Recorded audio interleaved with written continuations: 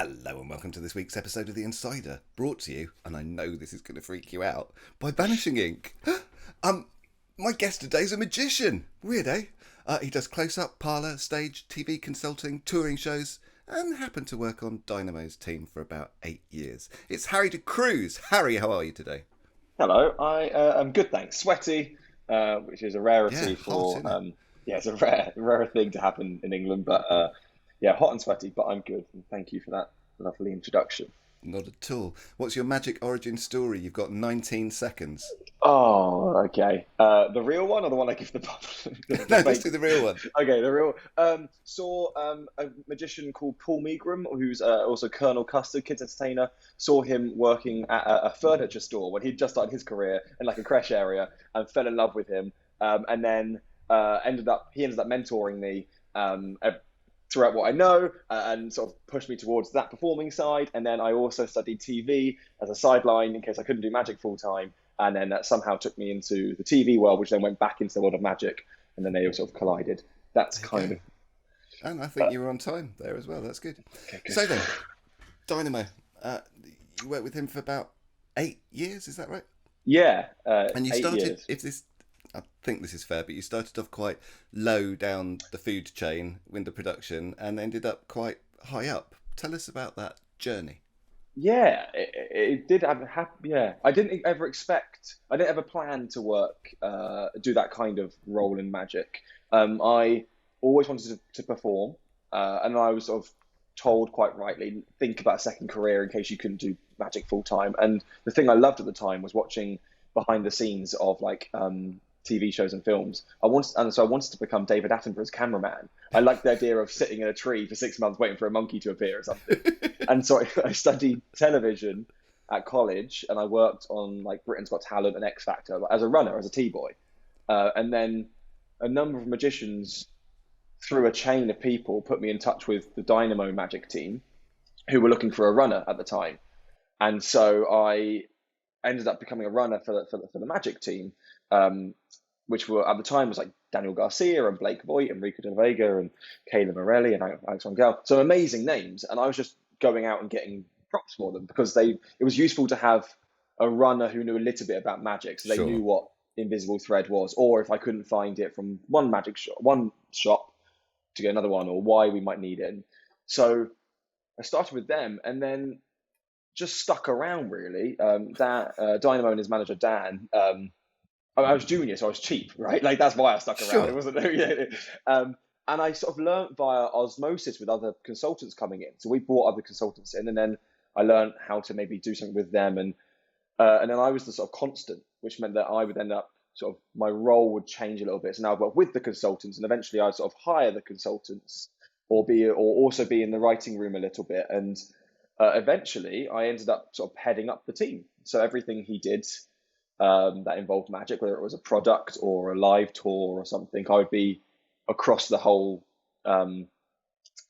the whole project. So from the writing to the building to the filming to the editing. So it ended up becoming sort of quite a big role, which I never expected it to become that role. I never expected my world of magic and TV to collide, but also never expected um, it to be of that scale, if that makes Sure.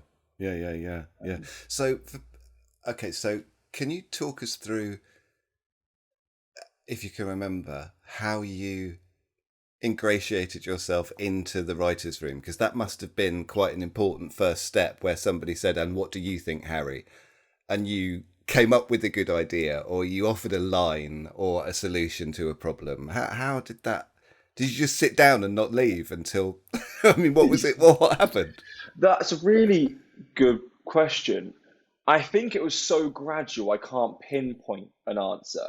Okay, Like in the same way, it's really tough. The whole process with all the Dynamo stuff is so collaborative. It's really hard sometimes to say like that was me, because it really comes from all directions and it evolves. Um, I think, as I said, I sort of learned via osmosis with other people. So maybe I learned something to do with a thread reel from Kalen at some point. So then when Kalen's not there, I can almost be like, oh, how about this thing? So I'm always just sort of like picking, learning from other people and sort of passing it through myself, if that makes Sure. sense. Yeah. And that just sort of grew.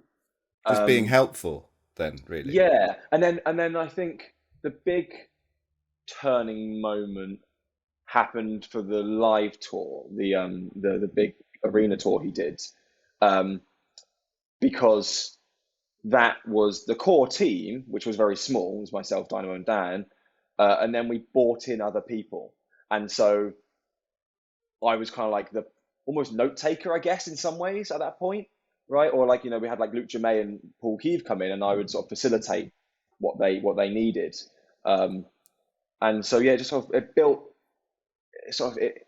The role, it's hard to describe what the role was because it um, formed so gradually and Organically. with yeah, and with sort of it's hard to sort of pinpoint exactly what it was. Yeah, because I bet there's an awful lot of people listening that would think, oh, okay, I could see myself getting a job as a runner, maybe if I was lucky, but then how do I do what Harry did? It's so be useful, listen. Yeah, well, absolutely. I think, yeah, be useful, make yourself indispensable. Like I would volunteer to, or, well, not volunteer, in my job to know the office and the magic stock and all that sort of stuff, which meant that if I left, they'd have to get someone else to know exactly what everything was and how it all worked. So I became this sort of hub of knowledge. So if a Right. new person came in, I could tell them exactly how something worked from a previous series or how how he performs on stage, what's needed. So eventually, sort of made myself indispensable in that way. I think is a huge part of it,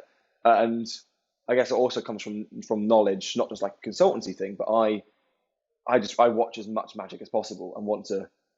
And I think that's what I did growing up as well. Just when I saw every single show possible, which Yeah. then made me helpful for them, where they would come up with ideas. I'd be like, Darren's done that, or oh, someone's done this, or I saw this once. We could try a version of sort of thing. So like, Right. yeah, I think make yourself indispensable. I think is which makes me sound egotistical, but I don't No, mean it no, in no, that no, way. no, no, no, no. I don't think anybody listening is viewing it as that.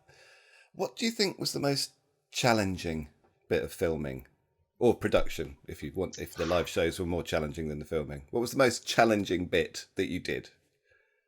Um, there's two things: one filming, one live.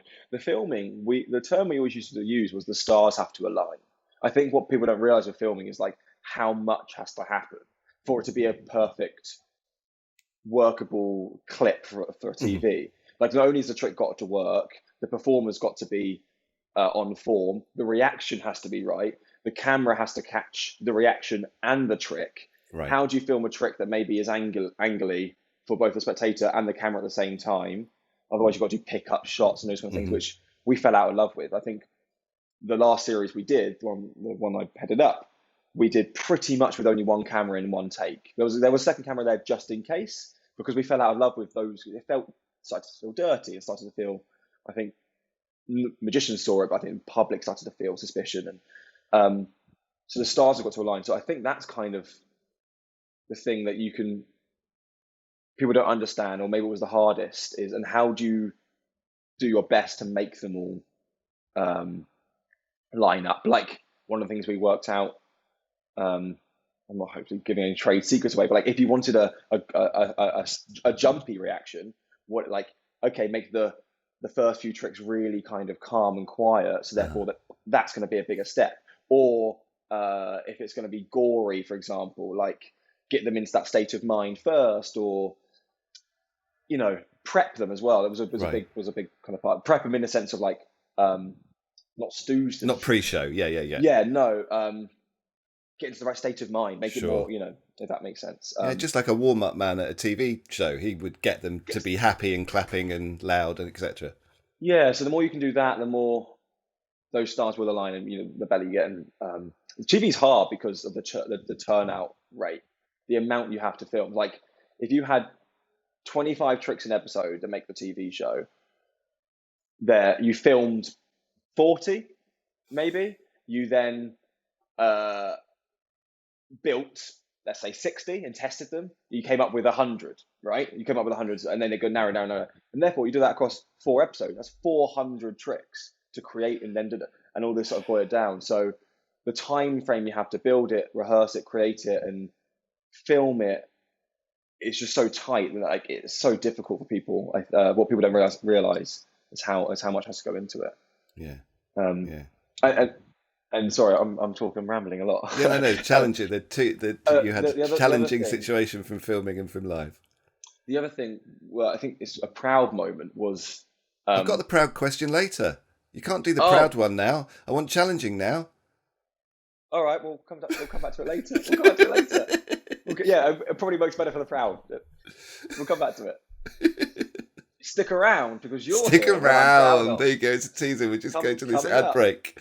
Vanishing Ink. We sell magic. It's great. Get your magic from Vanishing Ink. Okay, back to the podcast with Harry to Cruz. What do you think is the main difference between how magicians think TV magic works and what really happens?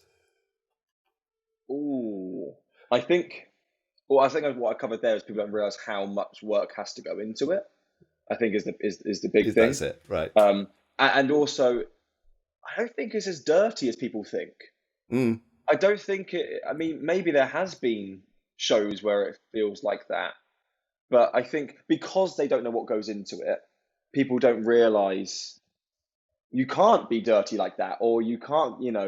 I think even more so these days with social media and how easy it is to talk about a show and how easy it is for things to get caught out. So I don't know, I think it's changing. There hasn't been magic on TV for a long time, really. The last show Yeah. I think that made an impact was Justin Willman, Magic of Humans, and before that, certainly in this country, it's not been watched for a long time. So Yeah. it'll be interesting to see what the next evolution of TV magic is and what that's like.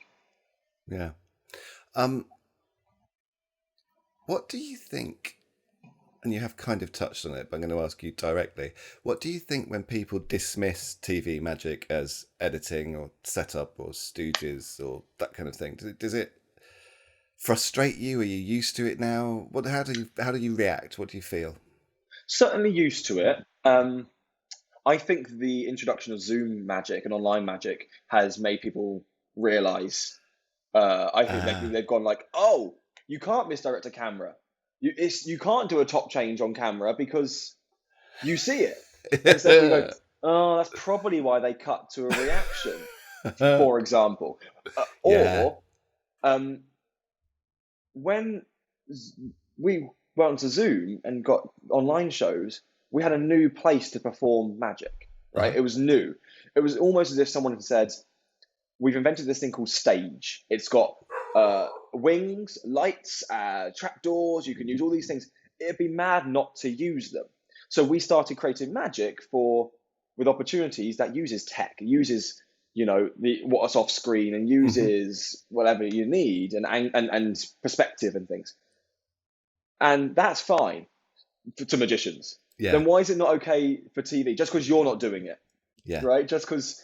And I think people have learned from that is it's a new place to perform magic, therefore has new acceptable cheating. Yeah, New what's the term? Possibilities. New, right. Yeah. More methods, different methods. Yeah. So I think that's a huge part. Okay. This question is going to come as a real shock. Which segment that you were involved in with Dynamo were you most proud of? Oh God, I haven't got this on tip of my tongue.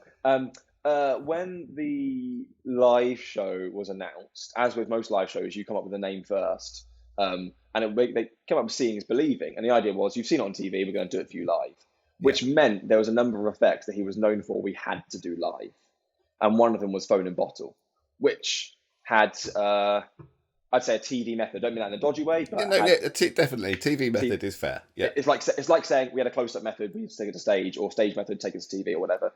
And so taking that, which was like his most iconic trick, but I think one of the most iconic tricks in the country, like you were at close-up gigs, people were asking you, can you put a phone in the bottle? Yes. So being part of, like, not claiming any specific involvement, but just being part of a team that brought that trick to life. I think, like, if you get to say, I worked on Copperfield Statue of Liberty, you can't not be like, I got to work on Dynamo's phone and bottle for a live show, which the end result I thought was really powerful. They walked away with their genuine phone inside a bottle, like examinable, and Live in the moment, someone brought onto stage with their phone, and they return a couple of minutes later with it, like with it in the bottle. Yeah. So after So having solved that problem, do you think if you were going to shoot it after having done it live, you would have done the TV method or the live method? Because I don't know what method you used for live, and I'm not asking you to divulge that. But yeah, which method would you have done if it was the other way around? That's interesting. That's really interesting. Where it was filmed, we filmed the TV show. So it was the live Doesn't show. answer the question, Harry. Doesn't answer the question. I think I'd use a bit of both. Okay. Because if you needed to switch something or load something or that kind of stuff, as we said, it's hard to misdirect a camera. Yeah. But I mean, the moment of magic, if you watch either version, the moment of magic is the same moment. If that makes sense. I can't say too much. Yeah. So that was true. It was just a process. But actually, there were things how do I say this? There were things that we learned and discovered and created that made it so much more streamlined, because we had to do it every night for 200 dates, foolproof. You can't retake. No. There's 10,000 people out there in this arena. You go like, sorry, let's cut our losses. We'll find another group, right? Which you don't want to do anyway on TV, but you might have to. Like, you go like, it just didn't work. Like at gigs, it just didn't work. But with 10,000 people, it couldn't go wrong. So yeah, we learned how to make it foolproof, which I think we would have taken to TV. Yeah, good question. And then you stepped out from behind the camera and brought shows to Edinburgh. Tell us about that process. Yeah, that was a bit of a dream for me. Partially because a lot of the magicians I've always loved or grew up with around me. Like I was a sort of techie kind of stage manager for Young and Strange when I was like 15. So I'd be literally in the back of the van driving the country, helping their illusion. And they did the Fringe, and so seeing them was like, I want to do what they're doing. Also, what's funny about that is they are, when I worked for them, they were 28, which is the age I am now. And I used to think they were adults when they were doing it. Like, they've got this big illusion show, they're touring the country. And now I go, my age? Like, they still had there's no way they knew what they were doing. We're all still just figuring it out at this age. So that was so looking back at that, it's quite funny. But also, I've always loved stand-up comedy. I might love it more than magic, certainly as a viewer, or maybe out of respect. I think I respect it more. And that's, I think, because I identified or I related to stand-ups more than magicians. Like, I'm 14 and a guy walks on stage in a t-shirt and just starts chatting with us. Or a guy walks on stage in a suit, has props I've never seen before. And also difference as well, the comedian is saying something that feels real and feels honest. And I know straight away, well, that's a script. So I just never related to magicians. And so I loved the Fringe for that purpose too. Like, I would see just as much a comedy as I would magic. And so it was a dream to go up there. And then I did in 2018 with a show. And I luckily got advice from all my friends who had previously done it, which therefore meant it went well. I learned from their mistakes. They all gave me all their advice. Give us a top 3 don't do this things for Edinburgh. You have to invest in so first or thing do this, whatever. Yeah, whichever way around you want to answer it. Go up there with a name, so know exactly what you want out of it. Exactly. And therefore, any money you don't make, which is likely you won't make money, is now an investment to that thing. Okay. So let's say you make a $3,000 like getting an agent or exactly. I went up there to get stage time and working material. So therefore, if I made any losses, I would go, it cost me $3,000 to get that. And so that's one thing. And so and therefore it's not a loss. Therefore it's an investment into yourself, and you don't consider it like that. As long as you achieve the thing you want. Yeah. Otherwise, it is a loss. Yeah. Make it an achievable goal. Top tip. Yeah, the money invest in yourself. So like the flyer, like for example, you're paying £10 an hour for flyers. Okay, so get for 2 hours, 20 quid. They should pay for themselves. So therefore, go and get 5 or 6 of them, right? Which it sounds mad to be spending 100 quid a day, and therefore that's 2.5 grand on flyers for the month, which sounds scary, but they will pay for themselves. And the bigger the audience, the big. Oh, I did free fringe shows as well, so they had to pay via donations at the end. And so the bigger the show, the bigger the audience, the bigger the atmosphere, the more money I got, and therefore they pay for themselves. And so it sounds scary, but trust in that formula. I think as long as you've got good flyers. And then the third bit of advice would be who that came from, which is get a director. So I had Edward Hilson, who is incredible, and he directed James Friedman's show. He's directed his own and many others, and he's Magic Circle triple champion. He's an incredible person. But he had that experience from doing it, but also that right eye. So he gave me, and he'd done it before as well. So he gave me not just advice for the fringe, like get flyers, but also directorial advice too. And that was really useful. And because of him, I treated it like, fourth tip, treat it like bonus tip. Treat it like a job. Like I took time off Dynamo to go do it, so I had to treat. I went from one job to another. But film it every time. Get your notes. Watch it back. Like spend your time working. That's the 1 year I've been where I saw the least amount of shows, and I was there for the whole month. I saw more shows when I went up for 3 days than I ever done, in 2017 than I ever saw over the whole month, because I was treating it like a job and spent some time into it. So I think you can go up there for a piss up, but sure, you're not going to be it'd be harder to make your money back. It'd be harder to work for the show. So yeah. And then when your time with Dynamo was coming to an end, I saw you at the session 2020 in January, and you told me that you'd quit, and you were quite excited about the opportunities ahead. And then a global pandemic happened. Perfect timing to Cruz. What a world ahead of me to go work in events, eh?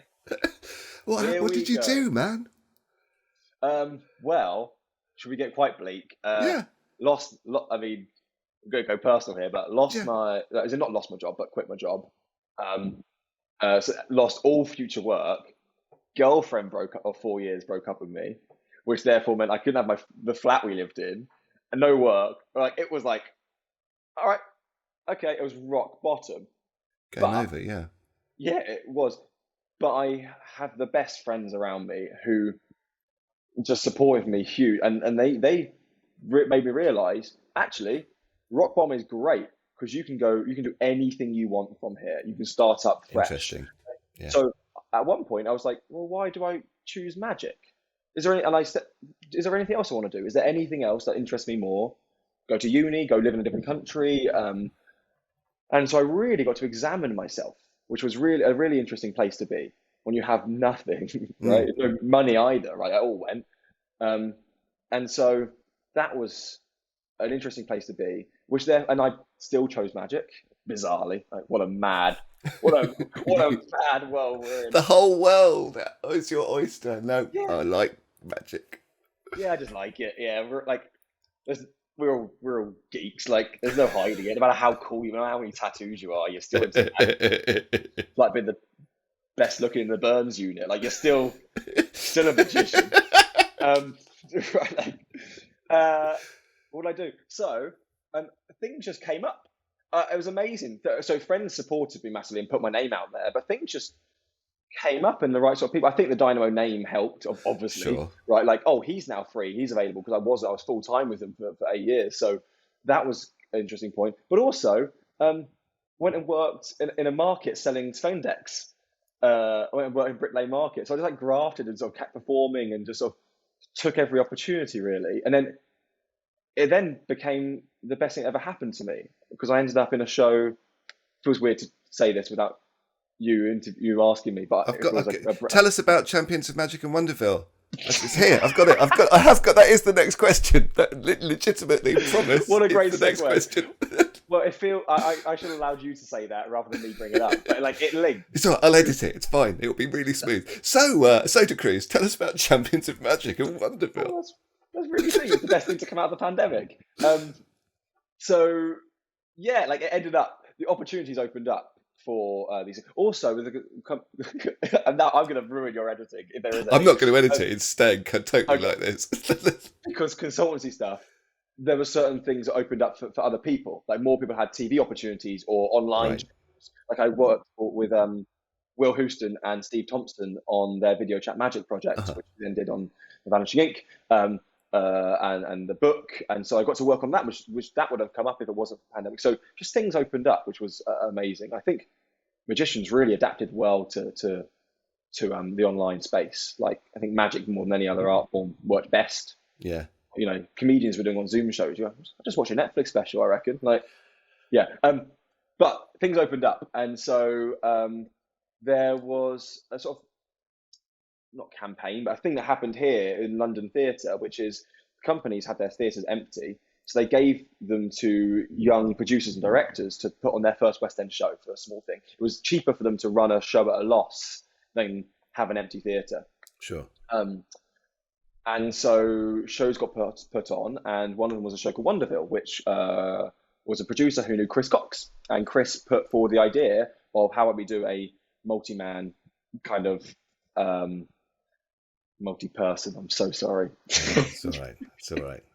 I'm now even more of a for doing that. Oh Jesus, cancelled. A multi-act show, and I was fortunate enough to be a guest act in that show. And that just, I got to perform in the West End, which is an absolute dream, right? And also it was at the Harry Potter Theatre, right? Which is, I'm always been compared with a British magician. I usually wear glasses, like all that kind of stuff. So there's a lot of Harry Potter jokes, a lot of Prince Harry jokes, because I was at the Palace and all those kind of things. And like it was just the dream come true opportunity. And then because I'd done that, it was proof that I could do a stage show. And then Champions of Magic, Alex Jarrett, the producer and director of that, had an opportunity where he needed a second set of people to go to Saudi Arabia for a run of shows. And I was in that, and I got to work with Darcy Oak, Josephine Lee, Patrick Kuhn, and Youngmin Kim. And like, that was a hell of a lineup. Like just dream, I don't know, just dream jobs arose from the pandemic, because kind of different opportunities. But also what's weird is that I don't know what's normal now, because I've never been freelance outside of a pandemic. So I don't know if now is busy or not. Like this is all new for me. I'm learning as I go. Like I feel, even I've been gigging since I was like 10, I don't actually know what the normal freelance world of gigging is like. Is this a normal amount of inquiries or not? I don't know. It's just all very new for me. It's just, exciting though. Yeah, very fun. And at the session in July, you did a show that didn't involve any magic tricks at all, and the audience, including me, lapped it up. Can you describe that show for the listeners, and then talk about how you created it? Yeah. So the act is basically loads of silly skills and party tricks. So think, well, actually, you'll understand how, once I say how I created it, you'll understand what it became. James Friedman. So when I came to write my Edinburgh show, I did some sessions with James Friedman, and he was just like, who do you like? Tell me which magicians you like. Let's look at what, and then we'll analyze why you like them. And it came up with people like Darren Brown, Jonathan Goodwin, Aaron Crow, James Friedman himself, and a number of names like that, and Charlie Fry. And what I realized was a link between all of those is that they portray skill. They use magic as secret method, which is beautiful, like even more satisfying, portraying a skill. So I was like, I wonder if I could just do this. And so I had a show idea. My first ever Edinburgh preview was, I'm going to show you a 10-minute magic act. But to do that, I'm going to show you everything I had to learn to be able to do this act. And so it was like dexterity and memory and skill and that kind of stuff, and feel. And I did that preview, and it was awful. It was so bad. I actually ended the show still stuck in handcuffs. I couldn't escape them. I couldn't pick them. Like, there's a video of me going like, all right, well, James Friedman's in the audience and he's going to have to come and pick these because I genuinely can't. It was awful. But the main review of it was the last 10 minutes, that magic act was awful. The interesting thing was the skills. Right. So talk about that more. And then that became I sort of loosened it up even more and started sillier skills, sillier things. And it felt quite braggy to say I'm skillful. Like it's not British and self-deprecating to be like, hey, the man of 1,000 skills. So reframing it as party tricks is what happened. And so now it's like, hey, here are all these silly party tricks or skills and party tricks I've learned along the way of being a magician, like improving my memory. And it became much friendlier. Much more like, let's just try this. And so some of the things I'll do is I'll get people out of the audience and they'll try it. So one of the things is, like, it was a TikTok trend. We're putting whipped cream on the back of your hand, flicking it in the air and catching it in your mouth. And so like, all right, you come on stage, let's try it. And it's always mayhem. So that's where that came from. And it came from like, loving Darren Brown being slapped and counting the buttons, like, or Charlie Fry being able to balance a newspaper on his face. Like, just all those quirky skills I fell in love with. So I sort of balanced the silly things with hopefully a bigger piece of memory. But if you watch it as a magician, you'd be like, "Ow, there's a method to that." So that's where that came from. But the challenge I've got now is how do I stick with only becoming that guy, or do I try and fuse magic back into it altogether, or like? Is it an either or?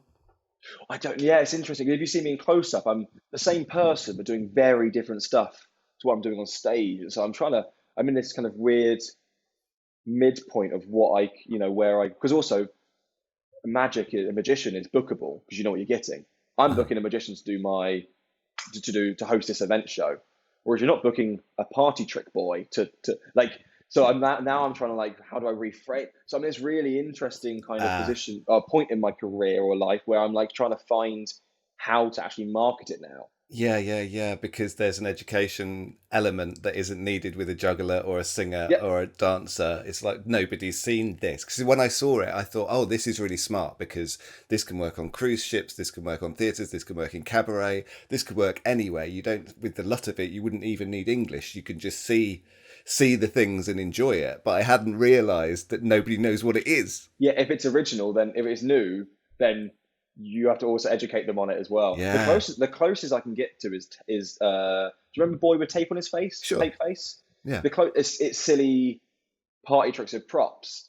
As close as I get to it. And I think that he would have had going through this now would be interesting for him, going like, well, I'm a mime, but I'm not a mime. I'm a stand-up comedian, but I'm not talking. I'm a prop comic, but not like, how do you educate the audience on it? I'm finding that really interesting at the moment to try and market myself as new but not new. So that's an interesting challenge. Did you miss not doing magic and doing that when you were on stage, or was it a refreshing change? Really refreshing. I'm not scared. There's nothing to go. There's very little to go wrong. I'm not scared. There's very little method to hide. Yeah. It allows me to be more like stand-up, which I said I prefer. Like, hey, let's just have some fun and be silly. Let's have a chat. So it's really refreshing. There's certainly I come across tricks sometime where I'm like, that is a beautiful trick, smart method, or brilliant presentation. Like, I can't do it. It doesn't fit me, which is really gutting sometimes. But then I guess I could maybe work on it as a consultancy thing with someone else, give it to someone else. Sure. But it's like like sometimes it's gutting to be like, oh, I wish I could do that routine. It's just not me. Yeah. But it does allow me to have space to relax on stage, which I think is helping me improve as a performer. Because I'm not having to worry and think about what can go wrong. Yeah. You just did look like you were having fun for an hour or however long the set was. Also, if it goes wrong, well, it's a skill, so it's not always perfect. Yeah. If you're one off, that's fine. Yeah. Because you're not saying I'm perfect. So I quite like that. Yeah. But we'll stick with the young thing just to see what's floating your boat. You said that there's some tricks that you've seen that you think, it doesn't fit in. But what's a book or a trick or a download that you've bought recently that you're enjoying? I'm currently reading Hector Chadwick's latest, Mental reversion, Mysteries. Mental Mysteries. Just because the thinking in that, just whether it's magic or not, you apply it and you just. There's no point plugging that because it's sold out. Right. Okay. Oh, sorry. Talk about tricks. Although There we go. I am genuinely going through that at the moment. Who was it? I think it was. Was it Roman Armstrong? I think said. Who it was. Someone told me that what they were doing is they were going through talk about tricks and every day reading 3, right? Because by the end of the year you've done like whatever it is 900 and something and you've done it, right? But like you only have to read 3 a day, which I really like. I'm going to start doing. I've been flicking through it and referencing it. But the reason I like Hector's stuff, sorry to promote something that's already sold out, is because I often worry, or if I'm disagreeing with a magician, which is often, I'm like, oh, maybe I'm just overthinking it. And so to find someone who also overthinks it, but like clearly isn't, it's the right, in my opinion, it's the right answer. Is really nice. I sort of identify with it a lot. The Talk About Tricks book is mad. It's heavy, is what that is. It is heavy. Because taking that back from the session wasn't nice. Imagine the postage that we had to pay. So you were lucky that you carried it back. I think we should have done a whole social campaign with Josh benching it. yeah, with those biceps, yeah, absolutely. Exactly. Do you even lift, bro? Have you seen that Nathan For You episode where he? You might want to cut this. I mean, our friend Mark Kersey will definitely get you into it. Comedian called Nathan For You. He is a character act where he basically goes in and solves people's business problems. He does a really funny thing where he solves a business problem for a moving company by promoting. I'm going to adjust this. A really muscly guy pretends that he got muscly by moving furniture, and I feel long-winded. You should have done a campaign saying, "Is Josh going? Here's my secret to how I got these biceps." It's actually like after 15 years, is actually this. That's basically what I'm trying to say. Is that's what should have been the marketing campaign. I'm just rubbish at marketing, Harry. What get ripped another book. Just do another pamphlet, like a little download. Get ripped like Josh J, and then when they download it, it's just a buy link to talk about tricks. You too can have muscles like this. Yeah, perfect. The next box set should have handles on it. What's next? What's next for me? Yeah. I would like to do another Fringe show. I'd really like to. I've got the idea of writing a second show, but which works on its own. But I want it to be a second half of my other show, like a continuation, which means I can eventually tour it as 2. So, say these are 2 shows, but they work together, and I've got that kind of idea, which feels kind of not new, but like different-ish, rather than doing a second show and then going on tour and having to mash them together. Yeah. Because the first show I felt like had a nice and rounded. What's next? Trying to learn this world as a freelance performer as well. Like going, what's SEO and AdWords, and trying to wrap my head around that. So that's kind of all new to me. So it's almost like you're interviewing a close-upper who's only been working for 2 years, which is weird to me. That's mostly it. And then also just some interesting consultancy things coming up. Just like people who contact me and come up with everything. I really like the consultancy because it means I can work on ideas that I wouldn't perform or shows that I would never. Like I'm currently working with Jamie Allen, and he has opportunities that I would never be able to work on, like huge exhibitions and touring shows. And so I love being able to must stretch a part of a muscle in your brain that doesn't normally get. Absolutely, yeah. So I love that. Oh, Kirstein's just messaged me saying, I'll get on those questions, and then messaged me again saying, it's all right, Harry's told me it's too late. We're out of time, Cruz. We always end the show with 4 quickfire questions. Are you ready? Yes. Favourite pizza topping? I like pesto. Okay. There's no judgment. Whoa. No judgment. It No goes on other judgment. things, but like it's always nice to get that. I drink it from. I eat it from a jar. Carry on. Favourite person or people who make music? Not really into music, but the person I've always listened to from a kid growing up, up to now, is still a comedian. Is Tim Minchin. Favourite movie? Casino Royale. Favourite? Oh no, we've done all the favourites. Who would you rather fight? A This giant Andy Gladwin or 100 tiny Josh Jays? I think. Okay, I've heard this question a lot.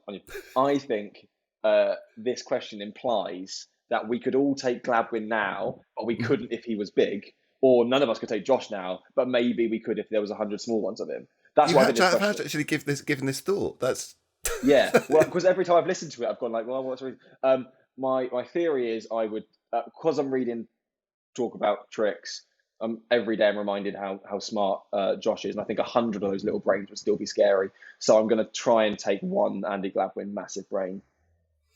Harry Cruz, thank you very much indeed for giving us your time this afternoon. I'd hope you don't suffer too much in the heat, and I will see you very soon indeed. Thank you very much. Lots of love. Thank you for having me. Bye bye. Pleasure. Bye bye.